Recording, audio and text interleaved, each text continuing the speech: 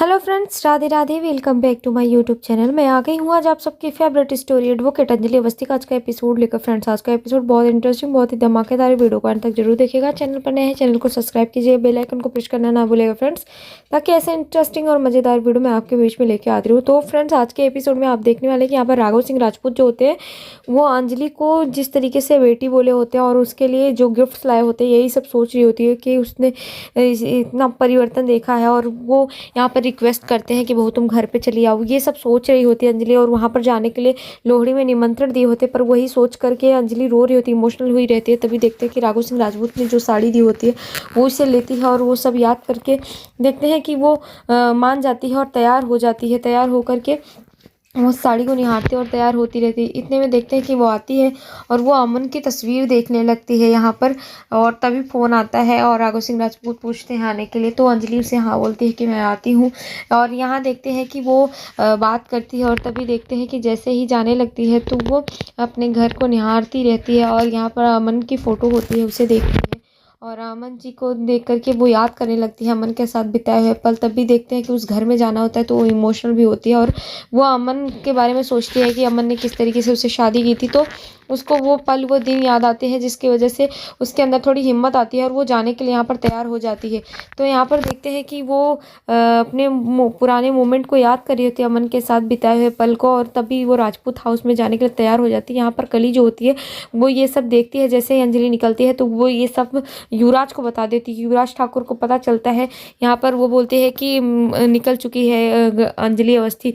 तो वो यहाँ पर बोलता है कि ठीक है, मैंने भी उसके लिए अच्छा बंदोबस्त कर दिया है।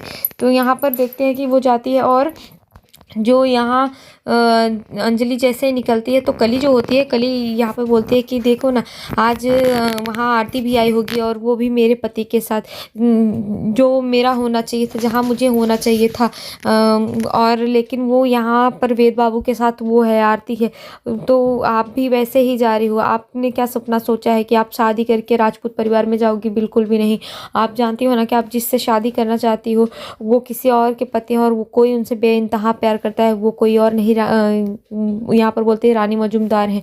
इस तरीके से वो यहाँ बोल रही होती है। तभी देखते हैं यहाँ पर उसके घर में लोहड़ी का फंक्शन चल रहा होता है यहाँ राजपूत हाउस में, और सब काफ़ी इंटरेस्टिंग चल रहा होता है। सब यहाँ डांस कर रहे होते हैं, बहुत ही अच्छा माहौल होता है। यहाँ पर आरती जो होती है वेद के साथ डांस कर रही होती है, जो कि सब यहाँ पर देख रहे होते हैं। और यहाँ राघव सिंह राजपूत जो होते हैं वो सिर्फ अंजलि का इंतजार कर रहे होते हैं। बाकी सब आते तो वही खड़े होकर इंतजार कर रहे थे। तभी अभय आता है और बोलता है कि पापा आप यहाँ पर क्या कर रहे हैं, आप किसे देख रहे हैं? तो यहाँ राघव सिंह राजपूत जो होते हैं वो बोलते हैं कि मैं किसी का इंतजार कर रहा हूँ। तभी बोलते हैं कि किसका? इतने में वो बोलते हैं कि बस देखो। तभी अंजलि आ जाती है, तो अंजलि को देखते हैं और बोलते हैं कि अंजलि का। तो बोलते हैं कि आपने बुलाया? वो बोलते हैं कि हाँ मैंने बुलाया है। और वो यहाँ देखते हैं कि अभय भी बहुत खुश हो जाता है अंजलि को देख करके, हालांकि वो बोलता नहीं। तब भी वो आती है तो अंजलि आशीर्वाद लेती है। तो राघव सिंह राजपूत उसे खुश रहने के लिए बोलते हैं, और बोलते हैं कि अच्छा क्या तुम आ गए। तभी देखते हैं कि अभय भी वहाँ पर खुश हो जाता है अंजलि को देखकर, पर अंजलि उसे देख करके कुछ भी नहीं बोलती। यहाँ पर देखते हैं कि आरती जो होती है वो डांस कर रही होती है, तो बहुत खुश होती है। और बाकी जो फैमिली होती है वो सब भी वहाँ पर एंजॉय कर रहे होते हैं शादी का। चाची भी जो होती हैं वो भी वहाँ पर शादी का भी एंजॉय कर रही होती है। और देखते हैं कि सारे लोग वहाँ पे होते हैं, सानिया भी होती है, सब लोग वहाँ पर काफ़ी अच्छे मोमेंट में एंजॉय कर रहे होते हैं, सब खुश होते हैं। अंजलि वहाँ पर एकदम मायूस सी रहती है। तभी देखते हैं राघव सिंह राजपूत जाते हैं और बोलते हैं कि तुम क्यों नहीं नाचोगी, तुम भी करो ना, ये तुम्हारे लिए तो रखा है। तो लेकिन वो यहाँ पर नहीं बोलते। तो वो बोलता है कि चुप मत रहो, गाओ कुछ गाओ। तो अंजलि जो होती है वो अपने और अमन जी के साथ बिताए हुए पल को याद करती है, और देखते हैं कि अंजलि भी वहाँ पर गाना गाने लगती है, और उसे सिर्फ अमन की यादें आने लगती है कि किस तरीके से लोहड़ी में अमन और वो दोनों साथ में रहते थे। वो वही मोमेंट याद करते हैं और देखते हैं कि गाने लगती है और बहुत खुश होती है। तो यहाँ पर उसे थोड़े अजीब तरीके से देखती है आरती अपनी माँ को, लेकिन फिर भी वो भी इंजॉय करने लगती है और वो भी डांस करने लगती है। इतने में देखते हैं कि अंजलि भी उस माहौल में इंजॉय कर ही रही होती है। तभी अभय देखता है कि कुछ गुंडे जो होते हैं वो अंजलि पे गोली चलाने वाले होते हैं, और तभी बंदूक तान के रखे होते हैं। इतना देख करके अभय देखता है, और अभय अंजलि को बचाने के लिए वहाँ पर चला जाता है। और तभी देखते हैं कि बंदूक जैसे ही चलती है, अभय अंजलि को बचा लेता है और दोनों एक साथ गिर जाते हैं नीचे। जैसे ही नीचे गिरते हैं तो सब लोग वहाँ पर आ जाते हैं। तभी देखते हैं कि आरती और बाकी जो फैमिली होती है सब आते हैं और यहाँ पर शादी का तभी मौके का फ़ायदा उठाते हैं। और वो देखती है कि अंजलि और अभय काफ़ी टाइम से गिरे हैं और तभी वो बोलते हैं कि छी छी छी, ये क्या कर रहे हो, तुम लोग एक भी मौका नहीं छोड़ते, मतलब समझ में नहीं आ रहा है यहाँ पे बेटी दामाद के सामने ये क्या कर रही है, ये कोई उम्र है क्या शादी करने की, ये सब करने की। तभी देखते हैं कि जो वैभव होता है वो भी बोलता है हाँ हाँ, बेशर्मी की भी हद होती है। और वो लोग यहाँ पर इस तरीके से अंजलि की बेइज्जती करने लगते हैं।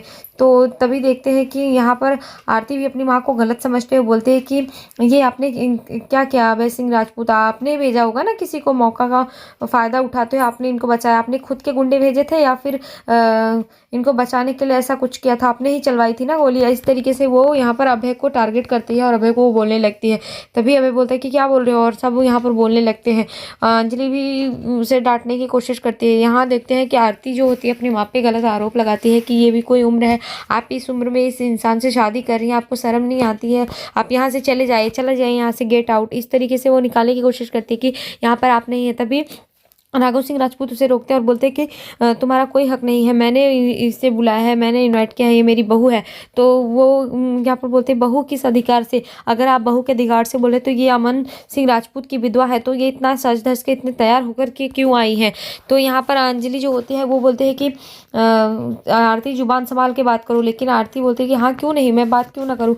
और यहाँ पर आरती फिर से उसे बोलती है कि अगर आप इस अभय सिंह राजपूत से शादी करेंगे ना तो आपकी शादी होने के बाद भी आप फिर से विधवा हो जाएंगी। इस तरीके से वो यहाँ पर बोलती है और उसे गलत तरीके से बोलती है। तभी देखते हैं कि यहाँ पर जो बाकी सब लोग होते हैं वो भी ये सब देख रहे होते हैं। और तभी ये सादिका जो होती है बोलती है कि अच्छा हुआ मुझे कुछ बोलना नहीं पड़ा, खुद ही सब कुछ हो गया।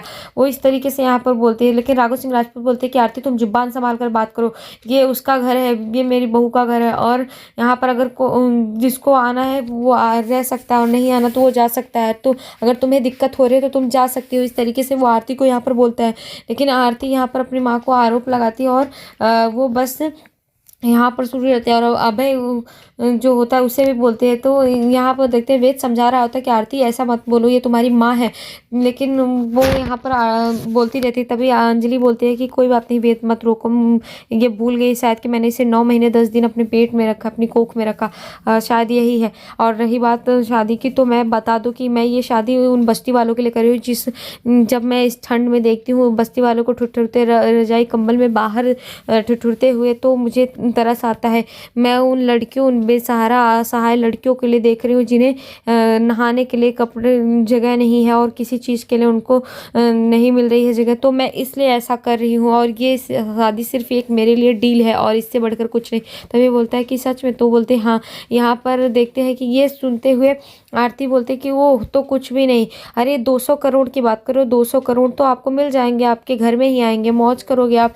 इस तरीके से वो यहाँ पर अंजलि को बोलती रहती है और उसे गलत आरोप लगाती है और बोलते हैं कि गेट आउट, आप यहाँ से निकल जाइए, आप यहाँ से तुरंत निकल जाइए। तभी देखते हैं कि राघव सिंह राजपूत को गुस्सा आ जाता है और आरती को बोलते हैं कि अगर तुम्हें इतनी प्रॉब्लम हो रही है तो तुम यहाँ से जा सकते हो, पर ये कहीं नहीं जाएंगे और मैंने इसे चुना है अपने बेटे के लिए। इस तरीके से बोलते हैं। और लेकिन वो यहाँ पर अंजलि के ऊपर ऐसे आरोप लगाती है कि तुम अगर शादी भी करोगी ना इस अभय सिंह राजपूत के साथ तो तुम एक बार फिर से विधवा हो जाओगी, तुम्हारे मांग में फिर से सिंदूर उजड़ जाएगा। इतने में अंजलि को गुस्सा आता है, थप्पड़ तानती है मारने के लिए। तो यहाँ पर देखते हैं निवेदिता चाची आके रोक लेती हैं और बोलते हैं कि नहीं अंजलि इसे मत मारो, छोड़ दो, इसे जाने दो। इस तरीके से वो यहाँ पर बोलती हैं। और तभी देखते हैं कि वो यहाँ जैसे ही निवेदिता चाची रोकती हैं तो अंजलि मान जाती है और वो कुछ नहीं बोलती। और तभी देखते हैं कि वेद आरती को लेकर के वहाँ से चला जाता है और वेद उसे समझाने की कोशिश करता है। यहाँ दूसरी तरफ देखते हैं कि जैसे ही ये सब हो जाता है तो एसपी पंकज पुरोहित के पास राघव सिंह राजपूत जाते हैं और बोलते हैं कि आप देखिए बंदूक तो चली है मैं, और जिसने चला है उसे सख्त से सख्त पकड़िए और कार्रवाई कीजिए। तो वो बोलते हैं कि ये आप बोल रहे हैं, आप इनके लिए ऐसा बोल रहे हैं। तो वो बोलते हैं कि हाँ मैं इनके लिए नहीं अपनी बहू के लिए बोल रहा हूँ और मैं न्याय के लिए बोल रहा हूँ, मैं जो बोल रहा हूँ सच बोल रहा हूँ कि ये बंदूक किसने चलाई आखिर आप इसे पता करिए, इसे जानने की कोशिश कीजिए। तो वो इस तरीके से बोलते हैं। तभी देखते हैं कि यहाँ पर वो जैसे ही बोलते तो यहाँ जो साधिका होती है वो आ जाती है और बोलती है कि ये बंदूक कोई भी चला सकता है, मुझे लगता है कि आरती ने किया होगा ऐसा। तभी देखते हैं वो आरती का नाम लेती है तो अंजलि बोलती है कि आरती ऐसा नहीं कर सकती, आप क्या बोल रही हैं, आपके दिमाग के साथ साथ आपकी हरकतें के साथ साथ दिमाग दोनों भी खराब हो चुके हैं, क्या आप सोच समझ के बोल रहे हैं, मेरी बेटी ऐसा नहीं कर सकती। लेकिन वो यहाँ पर बोलते हैं कि वो कर सकती, क्योंकि वो अभय के साथ तुम्हारी शादी बिल्कुल भी नहीं देख सकती है, इसलिए वो तुम्हारे साथ कुछ भी कर सकती है। वो बोलते हैं मेरी बेटी मेरे ऊपर कभी भी बंदूक नहीं चला सकती। तो यहाँ पर वैभव बोलता है कि आरती नहीं चला सकती पर किसी से चलवा तो सकती है ना। इतने में देखते हैं कि एक कांस्टेबल आता है जो कि यहाँ पर एसपी पंकज पुरोहित को बताता है, इन्फॉर्मेशन देता है कि सर कोई फ़ोन है और यहाँ पर पता चल चुका है। तभी उनको एसपी पंकज पुरोहित बात करते हैं और उनको पता चल जाता है कि जिस आरोपी ने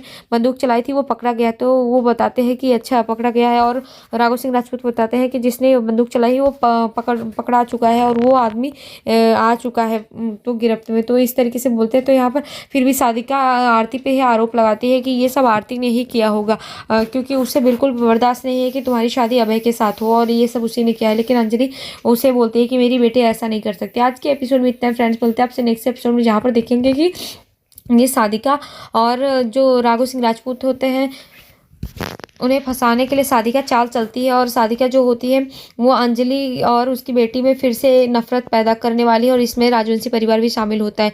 नेक्स्ट एपिसोड में ऐसा दिखाया जाएगा फ्रेंड्स। तब तक के लिए bye bye, Radhe Radhe, take care.